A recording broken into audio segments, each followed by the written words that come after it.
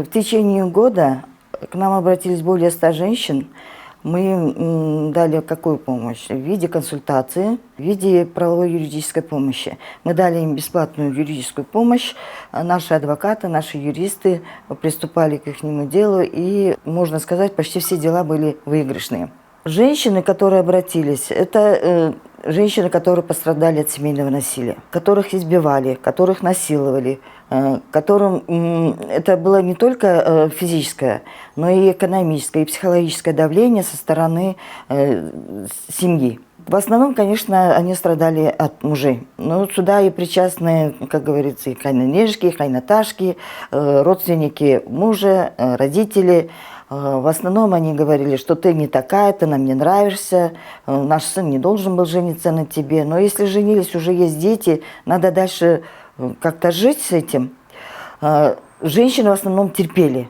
Что удивительно, они терпели. Когда я спрашиваю, зачем вы терпели, ну ради детей.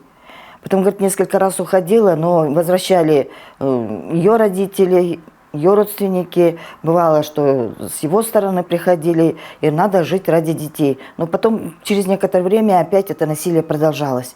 За это время они успевали родить еще детей. Странно, что женщины, когда спрашивали, зачем, как вы смогли найти нас, и вы смогли обратиться. Была бегущая строка, кто-то подсказал. Видела передачу, видела номера, которые высвечивались, вот запомнила. И вот такие женщины обратились к нам. Конечно, мы оказали им помощь, но когда начинаешь спрашивать, почему так поздно, а я, говорит, не знала. И мои родители там не в состоянии, если я, говорит, вернусь, как я буду жить, работы нету, дети маленькие.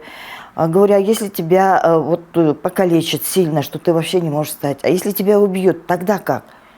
Неужели надо было доводить? Вот дело в том, что женщины не знают своих прав. И всегда они думают, что я не смогу получить помощь, кто будет со мной решать эти проблемы, никто. Тем более, если родители говорят, иди живи, терпи, мы терпели, и ты тоже так. Потерпи, ничего, подрастут дети. Но дети растут, насилие продолжается. Были женщины, которые говорили, что они прожили 30 лет, 40 лет. Я задавала эти вопросы, естественно, к женщинам, которые обратились. Он же, наверное, не сразу, с первых же дней, как поженились, начал избивать. Во многих случаях буквально через месяц, есть такие случаи, через полгода, через год. Особенно, когда родился ребенок, когда была беременна. Это избиения продолжались. И я, говорит, это любила этого человека, если вот они познакомились, дружили и женились. И, говорит, верила, что вот это случайность, и сорвался, через некоторое время он перестанет. Вот родится ребенок, тем более перестанет. Ну вот в одной, она рассказывала, что у нее родилась девочка. И она подумала, что из-за девочки, за то, что дочка родилась, наверное, из-за этого вот продолжает он избивать. Через год она рожает сына. Но насилие не прекратилось, избиения не прекратились, издевательства не прекратились. Я говорю, ну и что дальше? Она за это время успевает еще двоих родить, то есть уже 4 детей. Я говорю, надо было терпеть, а сейчас вот хорошо как-то умудрилась. Вот мне подсказали люди. Она сбежала. Когда ее избивали, она сумела каким-то образом убежать. И вот там соседи, знакомые, подруги подсказали, надо идти туда, вот иди, получай помощь.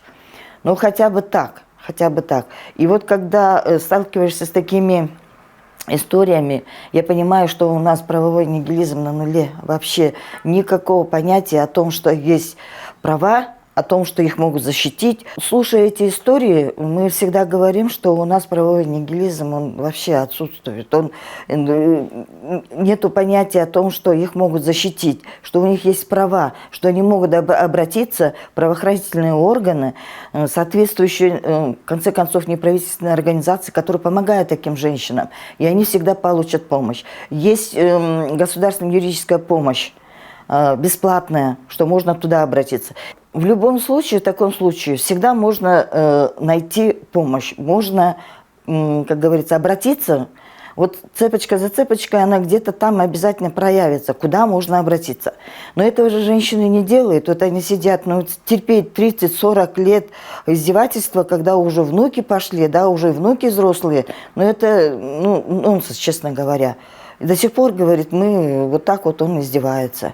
Мне стыдно, говорит, перед сватами, перед зятем, перед килинкой, да. Ну вот зачем терпеть? Поэтому, мне кажется, еще нужно больше передач по вот этим вот темам.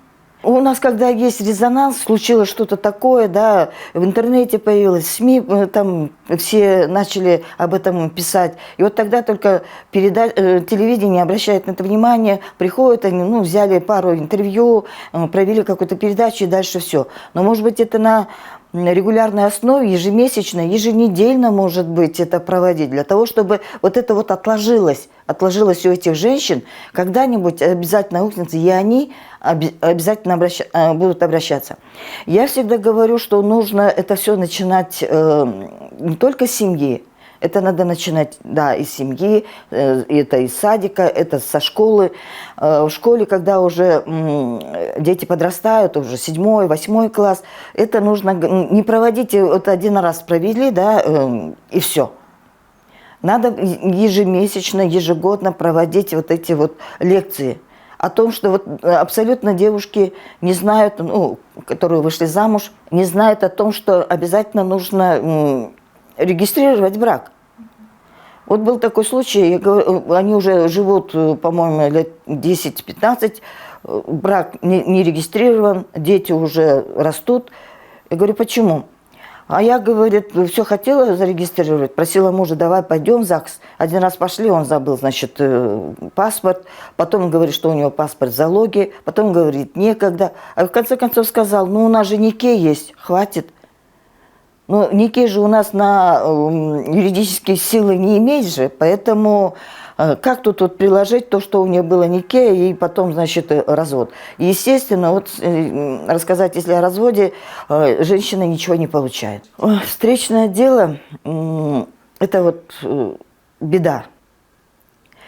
Каким-то образом убалтывают эту женщину, чтобы обязательно она забрала заявление. Начинает давить на то, что вот если ты его посадишь, то детям будет потом плохо, потому что они не могут уже на высокие должности рекомендовать себя, потому что отец был в тюрьме, вот, был наказан и так далее. Поэтому надо думать о детях. Буквально вчера мне позвонила женщина и говорит, что ее сестру на протяжении многих лет совместной жизни муж избивает. Последний раз избил так, что еле-еле она поднялась. Подали они заявление. До этого, говорит, она подавала, и все время было встречное заявление, ее уговаривали, убалтывали, и она забирает. А в этот раз, говорю, как вы собираетесь? В этот раз мы, говорит, решительно. Опять, говорит, ну, сестра-то не может постоянно быть с ней. И вот она говорит, я не с ней, и они, говорит, опять приходят и говорят, вот то, что я сказала. А ребенку-то всего 2,5 года, оказывается. Всего 2,5 года, говорит, вот ребенок вырастет, что будет? Он не может потом на должности претендовать. Почему же тогда, если они думают о ребенке, да, вот он не может потом в будущем хорошую должность иметь, почему бы не поговорить со своим братом, там, сыном, сказать, ты не избивай, почему ты это делаешь? И это же не первый раз происходит, оказывается. Ну, странные вещи происходят. А ведь и тяжкие преступления, опять же, да, изнасилование тяжкое, убийство, опять же, пишут это встречную. Это вообще, честно говоря, это нонсенс, это нельзя так оставлять. Поэтому из всех законов, там, где прописано о том, что встречное заявление как бы принимается, и оно имеет силу, надо убирать. Это неправильно.